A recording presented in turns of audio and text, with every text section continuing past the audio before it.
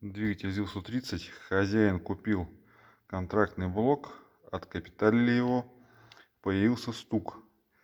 Начали искать причину этого стука и нашли вот что. Распредвал, кулачок распредвала задевал соседний стаканчик. Вот именно четвертый кулачок от четвертого цилиндра задевал стаканчик, который шел на 8-й, подкидывал его.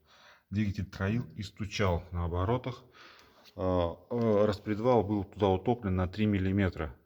Оттащили на 3 миллиметра, и у нас шейки стали, кулачки стали ровно по центрам стаканчика практически. Больше отводить не стали.